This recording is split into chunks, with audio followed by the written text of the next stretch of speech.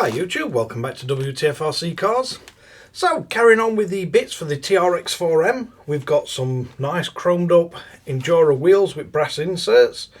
Believe these are ModuWheel, the 1-inch beadlock wheels. So we've got a part number of these of YQW-MW10116SR. So that's the chrome brass weighted wheels. Then we've got some rock tyres. So these are 57 by 22 1-inch rock terrain tyres, and the part number on these is YQT1005. And then along with these we've got the silicone inserts. So these are super soft silicone inserts, 56 to 58mm 1-inch tyres, and these have a part number of DGT1056YE. I believe price on these, I think it were about £18.50-ish for the actual wheels, and then the inserts and tyres came as a pair and they're about £16.50.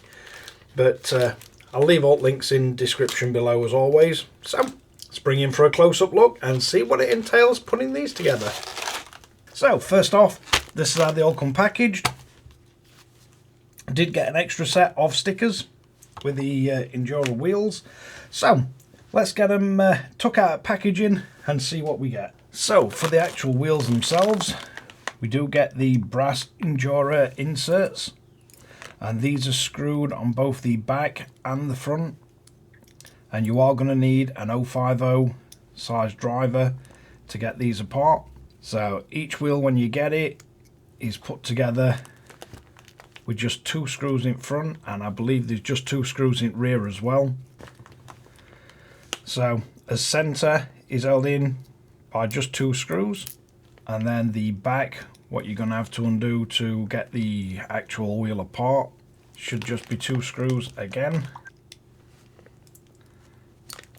Then we have the rear retaining ring, the centre of the wheel, and then we have the outside. And there is a breather hole in the actual brass ring. Looking at these, doesn't look like there's any difference. So it doesn't look like it's got a particular way round that you're going to have to make sure that goes in. So let's put all these to one side and get the tyres and see what we've got in them. So we get more stickers. Gotta love the stickers. We do get the normal INJORA packaging, and then we've got as tyres, and these aren't directional, so if you flip them they're going to be the same pattern no matter which way. Do feel really grippy, but these do come fitted with the stock sponge foams. So we're going to have to remove the sponge ones because we're going to be using the other inserts, the silicone ones, and to be totally honest, they're not really difficult to get them out. Just be careful you don't rip them in case you want to use them, and try not to destroy your tyres because they are only thin. So once we got them out, I think for me I'm going to keep them in the original tyre packaging just to keep them all safe and together. So we should be able to keep them all together and safe, stop them getting squished. And then finally we just have the silicone inserts, and I think these are one of the newer of INJORA's products, and they come with a different kind of sticker kit. But they do look a good size for these tyres. So I think what we're going to need to do is get one of these wheels built up. So first off, I'm going to try and get one of my inserts inside the tyre, which silicone inserts and grippy rubber tyres is always going to be an interesting mix, but not too bad to do. They do seem to go in pretty easy. And then what I'm going to try and do is carefully seat one of these inside the tyre. Just make sure that you don't get it caught on anything. Then we've got the brass insert. So if we work this in from the opposite side, make sure it's not caught on any of his tyre. Make sure this side's then sat in properly. Then we're going to have to drop the middle of his wheel in and make sure it's lined up with the tiny little screw holes.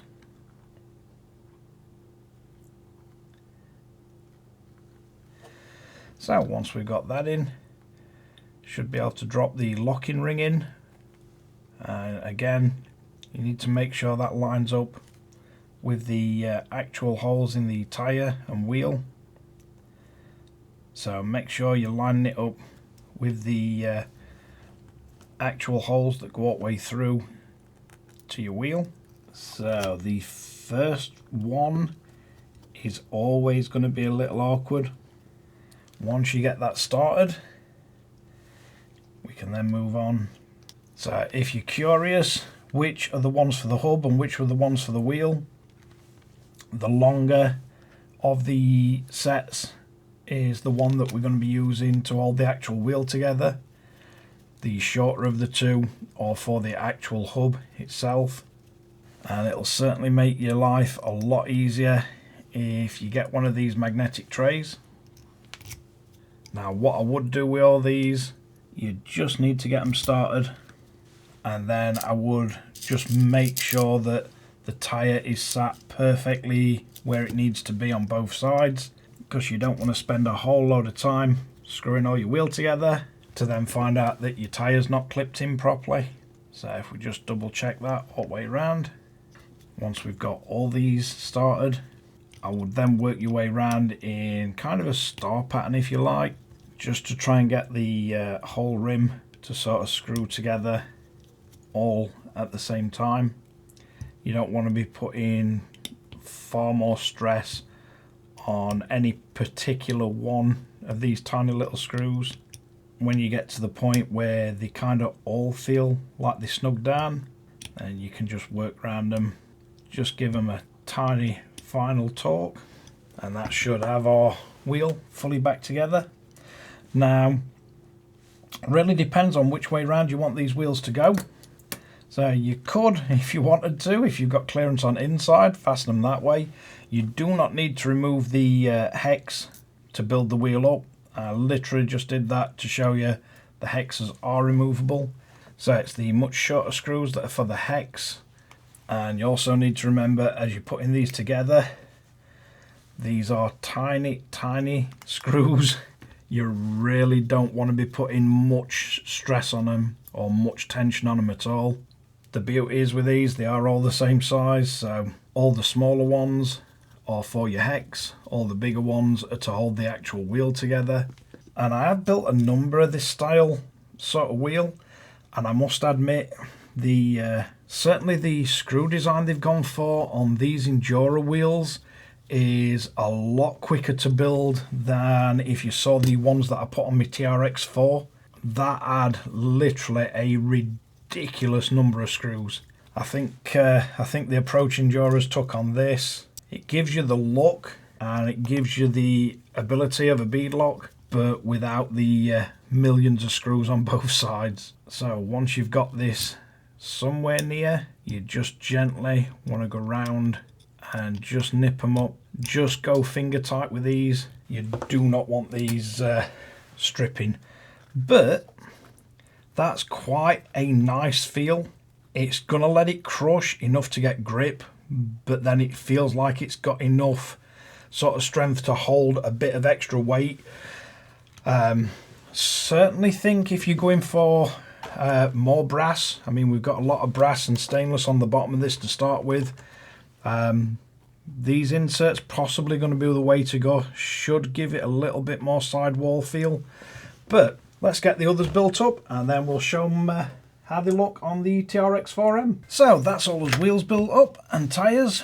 with his inserts. Happy to report not one screw head come off, not one iffy thread, all 4 gone together absolutely perfect. So we do get 5 long screws spare, 4 of the shorter screws for the hub spare, and you also get 5 new hex pins, so that's quite nice. Now let's see if I can remember which size it is to get his wheels off.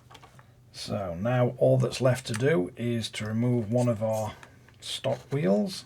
Let's see if there's anything weird about how these fit. Just watch your stock hexes don't go flying. So that's the back of one of our stock wheels. We have got slightly smaller on the actual tyres for this, so we should be able to line it up. Quite a snug fit on the stock hex, but it does go on. So it does look like it fastens on. Should give us more articulation. We are catching on the body, although it's still going to be really close. The stock wheels did catch a little bit at full extent. So I'm hoping these, although they're ever so slightly smaller, I'm hoping we're going to get a little bit more sort of travel in the suspension opened up to us. But let's try the rear one as well. So we've got the wheels and tyres on. Do like the way they go, and it should give me the little bit of clearance that I was looking for. One other thing, hopefully the RC sits slightly lower on these, so there is a few bits on the track down at RC Complex where it was just catching this light bar, and I don't want to take the light bar off. So hopefully if this can do it, because we don't have any way to adjust the suspension as yet to drop it down, but if we can get away with these, or I can try a bigger set of the Injora tyres, but hopefully they don't catch anywhere. I think they're just going to rub slightly on the front. The back should be no problem at all. Don't look like we're going to get catching anywhere at all on them. And this is obviously just on the stock suspension before we make any mods to give it more articulation or anything.